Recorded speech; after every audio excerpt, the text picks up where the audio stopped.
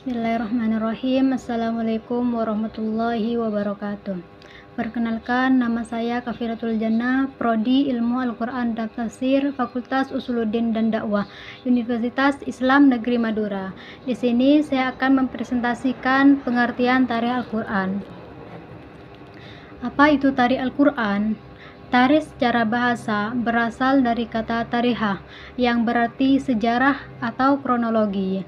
Sedangkan Al-Quran merujuk pada kitab suci umat Islam.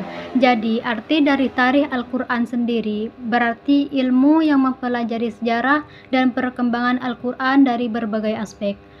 Dari berbagai aspek di sini, mulai dari sejarah penurunannya, sejarah pembukuan Al-Qur'annya, dan juga sejarah perkembangan tulisannya. Dari penurunannya, mulai dari Allah menurunkan wahyu kepada Nabi Muhammad melalui malaikat Jibril.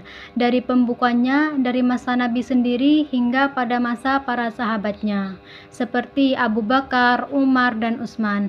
Dan juga dari segi penulisannya, seperti tanda baca dan harkat pada masa Utsmani. Sekarang ruang lingkup dari tarikh Al-Quran. Di sini ada periode kodifikasi yang dimana mengetahui bagaimana Al-Quran diajarkan dan dihafal pada masa beliau dan para sahabatnya, serta metode penulisannya di berbagai benda seperti pelepah kurma, batu, dan tulang. Yang kedua ada standarisasi Utsmani, di mana di sini proses untuk menyatukan bacaan dan penulisan Al-Quran di seluruh wilayah Islam. Yang ketiga, studi qiraat. Di sini menganalisis terhadap ragam bacaan Al-Quran yang mutawatir dan sanadnya yang sahih, dan juga memastikan bahwa setiap qiraat berasal langsung dari Nabi Muhammad SAW. Dan yang terakhir di sini ada penyebaran dan konservasi, yaitu melacak jalur penyebaran Al-Quran ke berbagai penjuru dunia dan upaya untuk pelestarian melalui pendidikan dan pencetakan. Lalu, mengapa tarikh Al-Quran itu penting? Karena tarikh Al-Quran itu tidak hanya sekedar menelusuri jejak sejarah Al-Quran, melainkan sebuah keharusan bagi kita umat Islam untuk memahami kemukjizatan dan keaslian Al-Quran itu sendiri.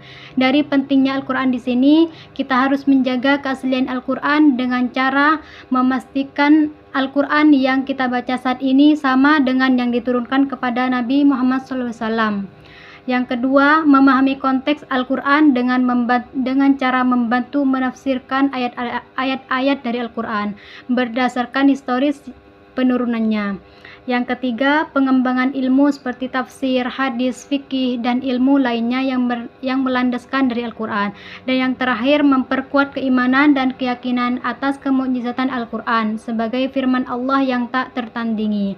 Jadi kesimpulannya, tarikh Al-Quran adalah jembatan yang menghubungkan kita dengan sejarah suci Al-Quran, mulai dari wahyu pertama hingga menjadi mushaf yang utuh di tangan umat Islam. Sebagaimana dalam firman-Nya Quran Surah Al-Hijr ayat 9, sesungguhnya kamilah yang menurunkan Al-Quran dan sesungguhnya kami benar-benar memeliharanya.